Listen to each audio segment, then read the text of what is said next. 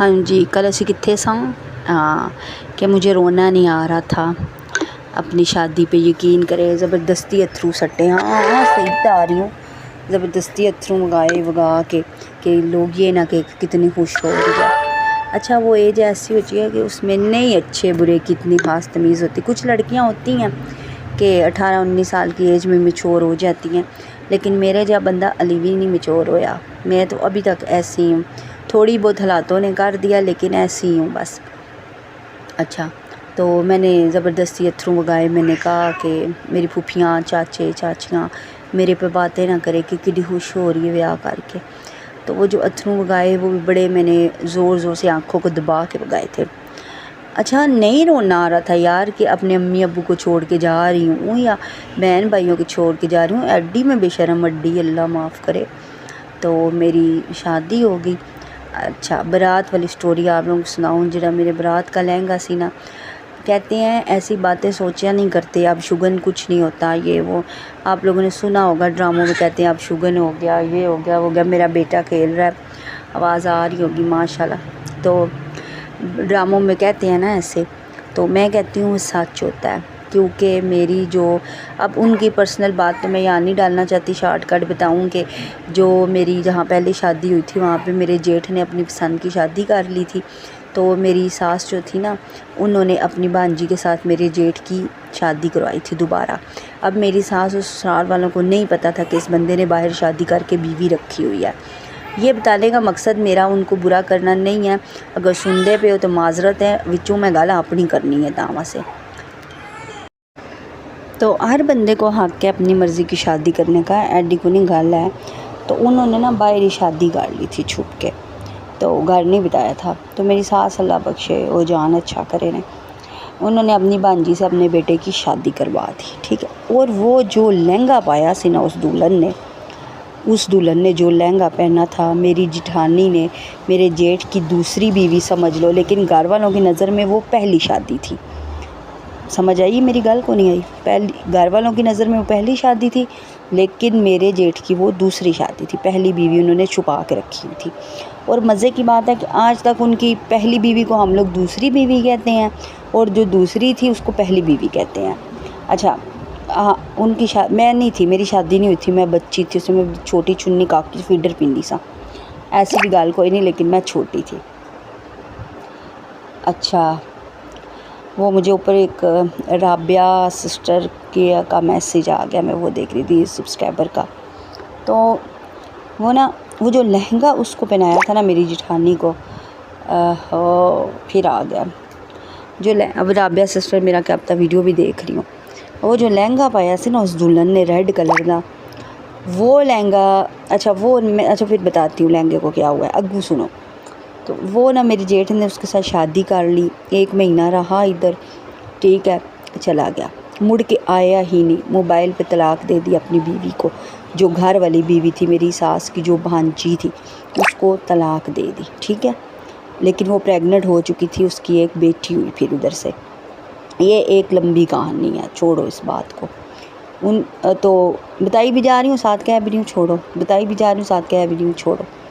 तो वो जो थी ना मेरी जिठानी, उसका लहंगा तलाक होगी, उसको सब कुछ वो मेरे लिए आया था। अब आइए आप लोगों को मेरी सारी मर्यादा की समझ, कहानी की समझ, कि मैंने क्या आप लोगों को कहानी पाई है। वो लहंगा मेरे लिए लेके आए थे मेरे ससुरालिए। अब ये नहीं कहा जा सकता कि गलत किया, हर बंदे की अपनी मर्ज़ी होती है। कि अब तो वो कह रहे हो कि लहंगे रोज़ रोज़ पहने नहीं जाते, यही कह रहे होंगे ना, तो हम पैसे ज़ाया ना करें, तो यही लहंगा थोड़ी देर तो उसने पहना था, इसको पहना लेते हैं। लेकिन वही लहंगा मुझे भी ले डूबा। इसको अब शुगन कहते हैं। एक तलाक याफ्ता का लहंगा मेरे लिए आया था, तो मुझे भी डिवोर्स हुई हैं। उस लहंगे में मैं कहनी हाँ जिथे भी है ना अगला सड़ो, कारा लियो अगला सड़ो। अच्छा अब अगर मेरा जेठ या नंद ये वीडियो देखेंगे तो कहेंगे साड़ियाँ गल्लां ना पा, या मेरे बहन भाई या मेरे अब्बू, मेरी बात सुनो, तुम लोग अगर कोई वीडियो तुम में से कोई देख रहा है, मैंने एक गल दसो, तुहानू कोई पहचानदा है? नहीं ना। मैं खुद आख्या कि मेरे जेठ का नाम ये है, फलाना पता है उसका, फलानी जगह रहता है, नहीं ना। मैंने को बताया मेरी नंद का नाम ये है, मेरी सास का नाम ये है, या पहले बच्चों के बाप का ये है, नहीं ना। पुराना ससुराल ये है, नहीं ना मेरे अब्बू का नाम ये है, भाइयों का नाम ये है, फलाना फलाना घर है साड़ा, नहीं ना फिर तुहानू किसी नू भी मिर्चा ना लगन, ठीक है।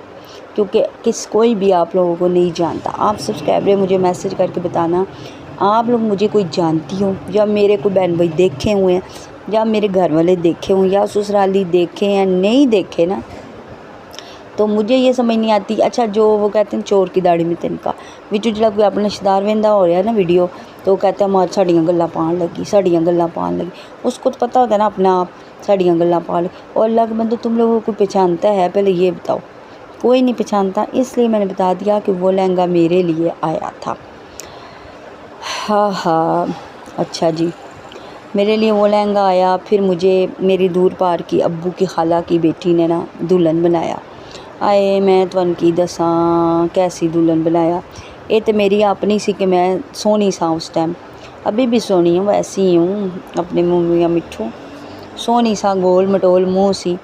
उसने मेरे ना जो लाली लगाई थी ना बचपन में, जैसे माएँ लाली लगाती है ना, चुक के पूरे का पूरा पफ। अच्छा हमारे बचपन में एक लाली होती थी, पता नहीं जिसको आप हम लोग वो कहते हैं ना ब्लश ऑन, वो होती थी गोल सी डब्बी, उसमें गोल सा ही फोम होता था। हमारी माएँ उठा के वैसे ही गोल मटोल हमारे मुंह पे थाप देती थी, और वैसे ही हम परस डाल के निकल जाती थी खेलने के लिए बाहर। तो उसने भी ना मुझे दुल्हन बनाया, तो रत्ती लाल, मेरी आँखों पे भी रत्ता लाल। आप लोगों ने किसी ने सारा यासीन की वीडियो देखी होगी शादी की उस तरह ही, और गाल पे भी रत्ता लाल, टिक्कियाँ डाल दी, लिपस्टिक भी रत्ती लाल, ज़रा रत्ता लहंगा था।